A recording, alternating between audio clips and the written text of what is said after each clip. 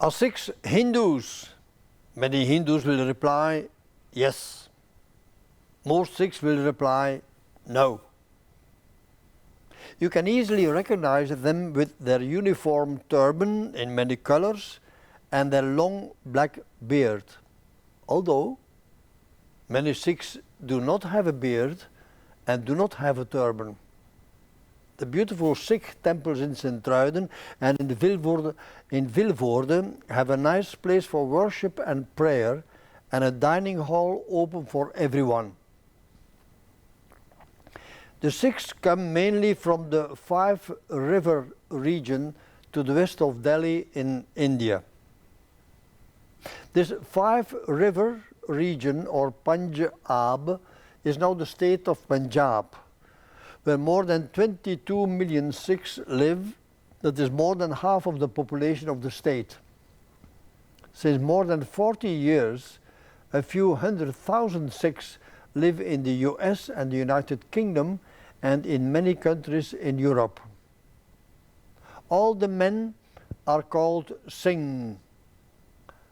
The women are called Kaur, meaning princess. But not all men called Sikh in India, not all men called Singh in India are Sikhs. It all began with the religious inspiration around 1530. And now Sikhism has become a world religion based in a firm monotheistic faith. No gods, as in Hinduism, no images of God in the temple, and at the beginning also no caste distinction. The Five River region, Punjab, for thousands of years gave access to the Indian subcontinent to many Central Asian tribes and to Muslim invaders from 1300 onwards. The Europeans invaded India via the sea. The invaders overland came from Iran and Afghanistan. After crossing the Khyber Pass, they came into what is now Pakistan. Punjab, in the 16th century, had many forests and is now the most fertile region of India with a very good irrigation system. The story of the Sikhs started with Nanak, born in 1469. It is dramatic for Sikhs today that the birthplace of their first guru is now in Pakistan, where hardly a Sikh now lives, after the partition of the Punjab by the British in 1947. Maybe 500,000 people died in those days of partition.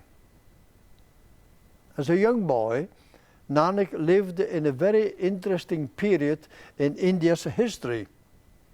He was raised in a Hindu family, but was intensely influenced by Muslim, especially Sufi mysticism. In both religions, Hinduism and Islam, there were very earnest followers, but at that time also a lot of corruption and hypocrisy. And the young Nanak had a natural inclination for mysticism, and he enjoyed what he experienced in both traditions.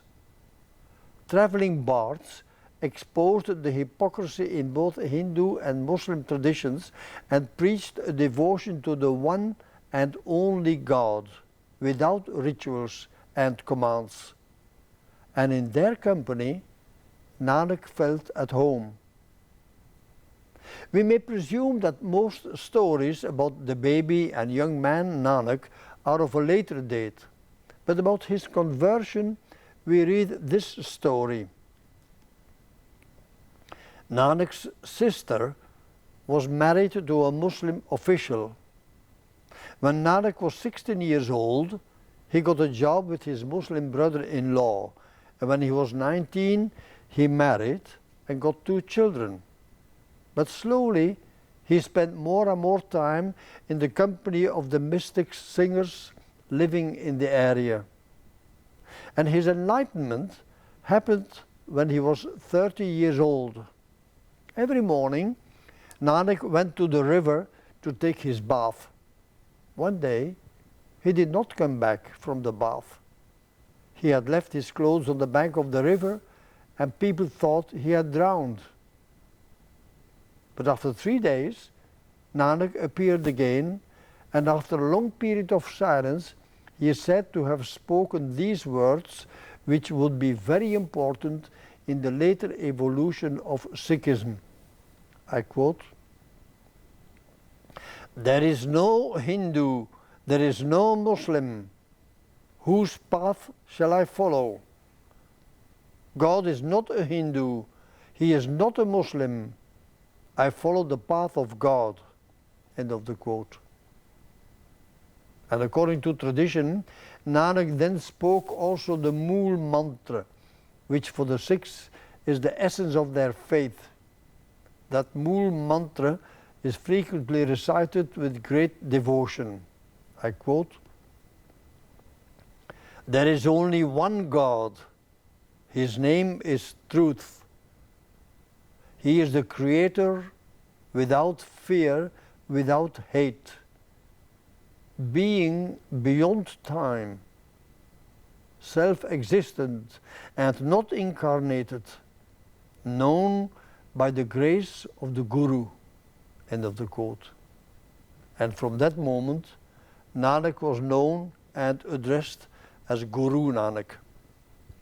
This happened around 1500, more than 500 years ago, when on the one hand Muslim rulers and military terrorized the mainly Hindu population, and on the other hand Muslim Sufi mystics preached a religion of authentic harmony and belief in one God.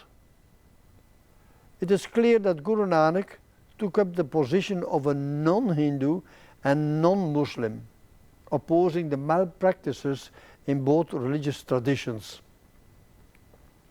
We must also remember that while Guru Nanak was meditating in his village in the Punjab, the Mughal Emperor Babur passed through the region, leaving many people killed and building mosques just to annoy the Hindus. We have all heard about the Babur Masjid or Mosque of Babur in Ayodhya that has caused many deaths in the last 30 years. This issue has now become a political issue where religion is without shame used by politicians. Religion and politics mixed are a very bad drink. In later biographies of Guru Nanak, we find many revolutionary stories.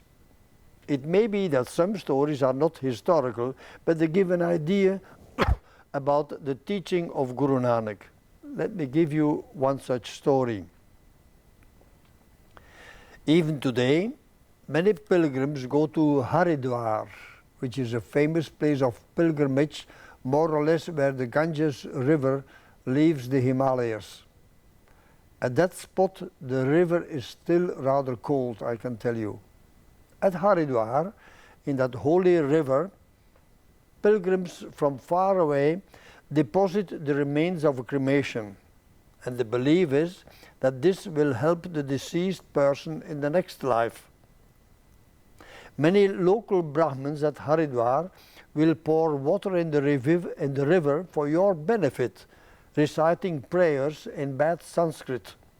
They do that at the time of sunrise, with the sun just above the river in the east. And that happened also in the times of Guru Nanak. But Guru Nanak was seen pouring water with his face to the west, in the direction of his native Punjab. And he was heard saying, "If you can reach the next life while pouring water in the Ganges River here, I can surely also reach my fields in the Punjab." In 1539, Guru Nanak died at the age of 70. It is important to know that he appointed a successor to propagate his ideas, and that successor, the second Guru, was Guru Angad. It helps to understand the devotion of the Sikhs in their temples if we remember that the songs of Guru Nanak, having a mystical message, were brought together in a repertoire that was used in the evening sessions when devotees came together. These songs were memorized, and only half a century later, in 1604, they were written down in a canonical edition.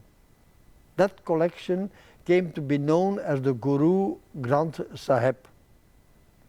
I must refer here to the very delicate issue of the transition from the oral transmission of the songs to the writing down in a manuscript.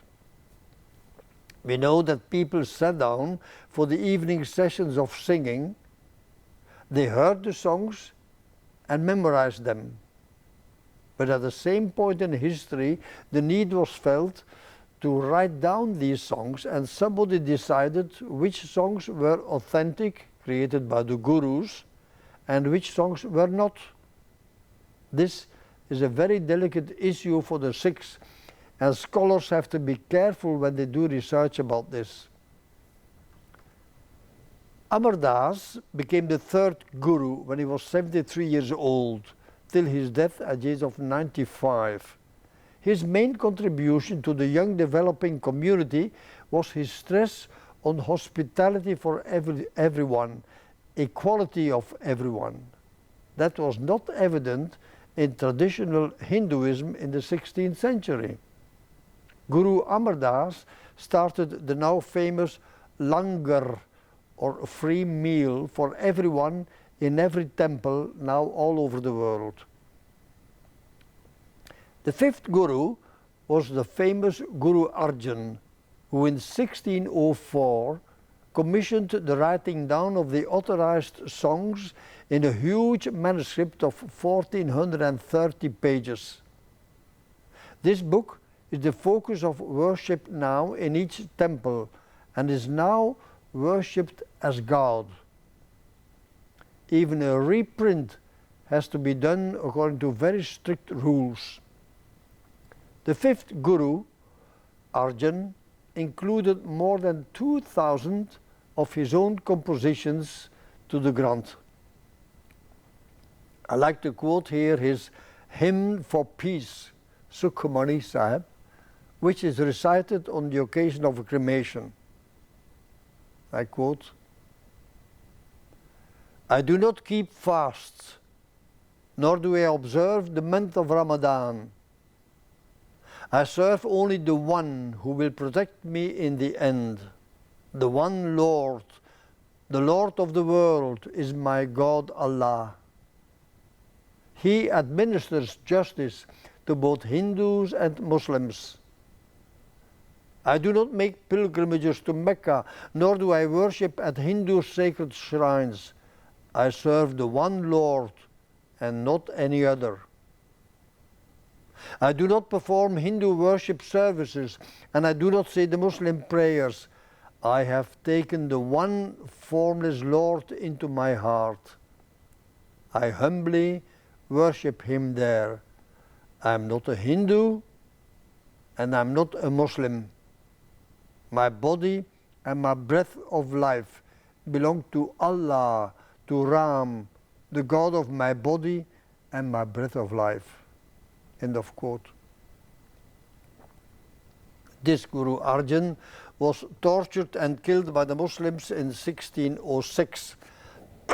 His son Hargobind became the sixth Guru, remembering the instruction of his father, "Sit on the throne of the Guru, acquire all necessary weapons, and start a powerful army." End of the quote. This was the beginning of the military aspect of Sikhism. When the Mughal Emperor Shah Jahan, who built the Taj Mahal in Agra, died, his sons fought for the succession on the throne. The Sikhs supported the wrong side, and for 50 years the Mughal Emperor Aurangzeb would terrorize both Hindus and Sikhs. Eventually, Govind Singh became the 10th Guru. And he introduced the taboo against smoking and started the custom of the 5 Ks for K in Hindi, for male 6. Kesha, or long hair and beard. Kangha, or comb. Kada, or bracelet. Kripana, sword. And Kacha, shorts. Kesha, Kangha, Kada, Kripana, Kacha. This 10th Guru, Govind Singh, also announced an important change.